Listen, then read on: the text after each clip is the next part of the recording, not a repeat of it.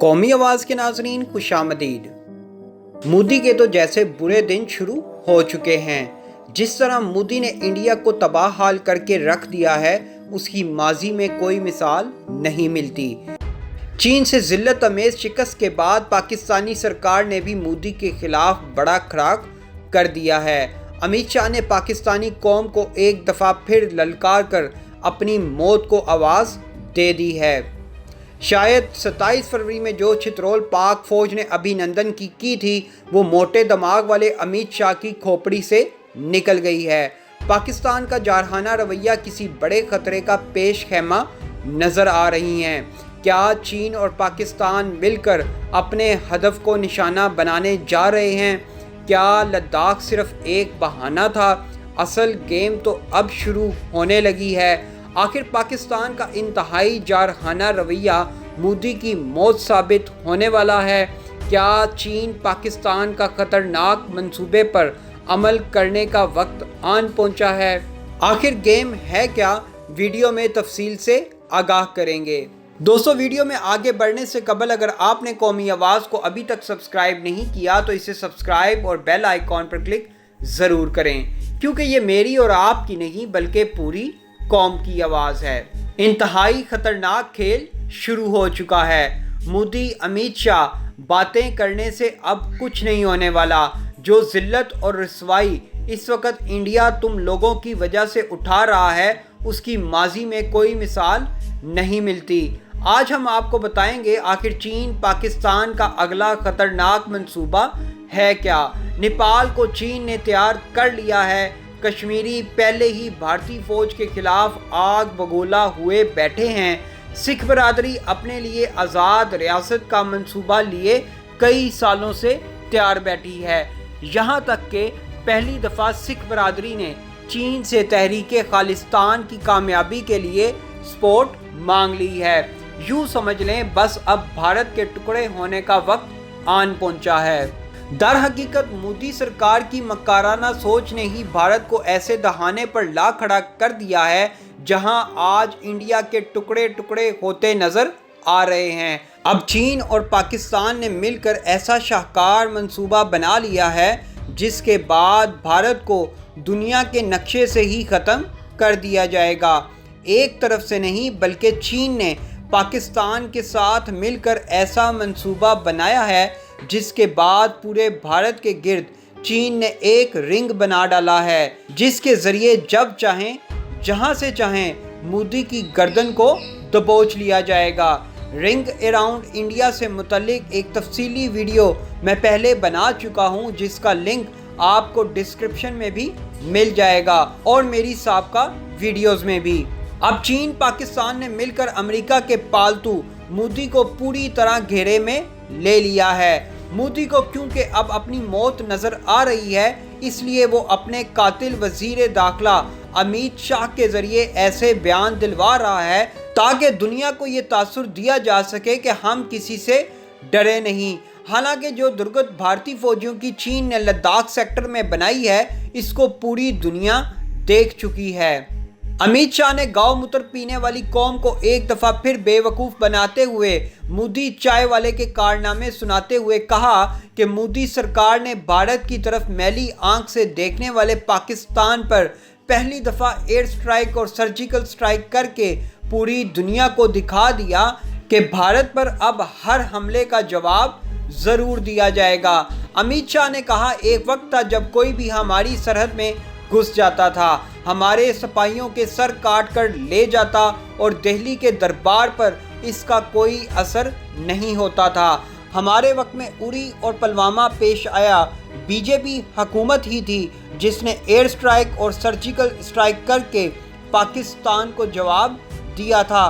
खैर, 27 फरवरी को जो भारतीय सूरमा अभिनंदन के साथ हुआ था, वो रुसवाई आज से पहले कभी किसी ने नहीं देखी थी। पाकिस्तान ने जिस तरह अभिनंदन को लेकर भारतीय फ़ौज को पूरी दुनिया में रुसवा किया था, इसकी शायद पूरी दुनिया में कोई मिसाल नहीं मिलती। अभिनंदन को उस पाकिस्तानी इलाके से जूते पड़े थे जिसको भारतीय सरकार अपने मुल्क का हिस्सा तस्वर करते हैं। بھارتی وزیر داخلہ امت شاہ نے ایک دفعہ پھر گیدڑ بھبکی لگاتے ہوئے کہا کہ وزیر اعظم نریندر مودی نے پاکستان میں سرجیکل اسٹرائیک کی اجازت دے دی ہے۔ پاکستان نے بھارت کی جانب سے فضائی حملے کی دھمکی پر رد عمل دیتے ہوئے کہا کہ بھارت حماقت نہیں کرنا کیونکہ پاکستان اپنا دفاع کرنا جانتا ہے۔ پاکستانی وزیر خارجہ شاہ محمود قریشی نے کہا کہ بھارتی وزیر داخلہ امت شاہ کو واضح کرنا چاہتا ہوں کہ بھارت نے حملے کی غلطی کی تو اس کا منہ توڑ اور فوری جواب دیا جائے گا۔ شاہ محمود قریشی نے امت شاہ سے ایک ایسی بات کہہ ڈالی جس کے بعد بھارتیوں کے تو تن بدن میں آگ ہی لگ گئی۔ بھارتی وزیر داخلہ کو مخاطب کر کے شاہ محمود قریشی نے کہا کہ امت شاہ سے پوچھنا چاہتا ہوں کہ ان کا لداخ کے بارے میں کیا خیال ہے، بھارت لداخ پر سرجیکل اسٹرائیک کیوں نہیں کرتا؟ انہوں نے کہا کہ لداخ کے معاملے پر بھارتی میڈیا کیوں خاموش ہے جبکہ اپنی ناکامیوں کا ملبہ پاکستان پر ڈالنا چاہتا ہے۔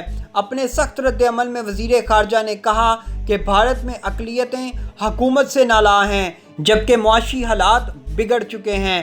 وزیر خارجہ نے کہا کہ کشمیر میں بھارت نے ظلم کی انتہا کی ہوئی ہے اور دوسری طرف افغانستان کے امن عمل کو بھی سبوتاژ کرنا چاہتا ہے۔ پاکستان کا کہنا تھا بھارت اپنے اندرونی حالات سے توجہ ہٹانے کے لیے پاکستان کو دھمکیاں دے رہا ہے۔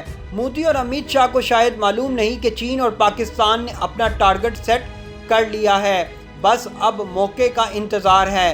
رنگ اراؤنڈ انڈیا منصوبے کے تحت بھارت سے صرف کشمیر ہی نہیں بلکہ نیپال اپنے سرحدی علاقوں کے لیے آگے آئے گا۔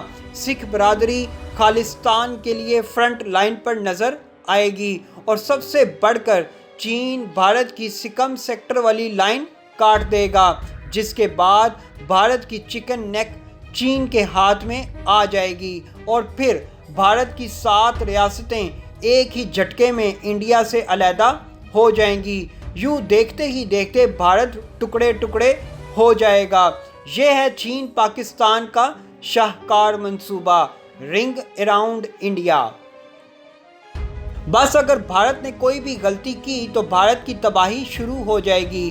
خطے کے امن کو داؤ پر لگانے والا بھارت عالمی وبا کی تباہ کاریوں، بھوک، افلاس سے شہریوں کی اموات اور حال ہی میں چین سے لداخ کے محاذ پر شکست اٹھانے کے باوجود جنگی جنون سے باز نہیں آ رہا۔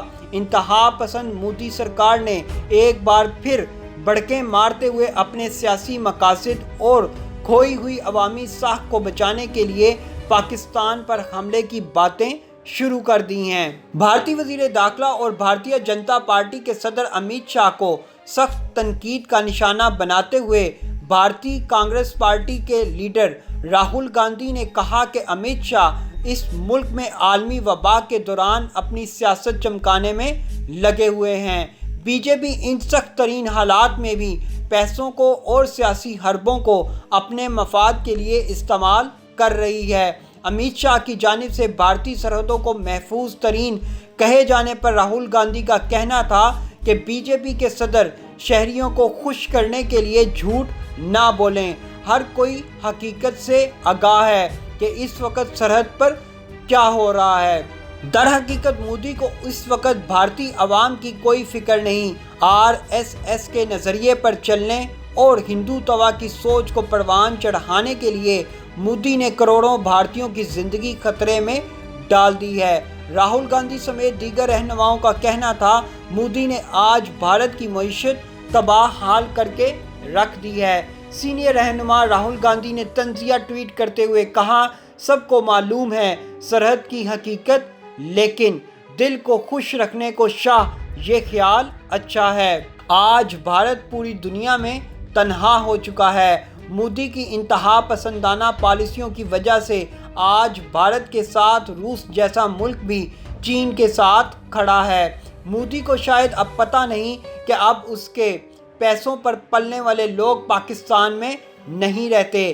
اب مودی کو کوئی غدار پاکستان میں نہیں ملے گا جن کا استعمال کر کے مودی ہمیشہ سے پاکستان میں دہشت گردی کرواتا آیا ہے۔ اب وقت بدل گیا ہے۔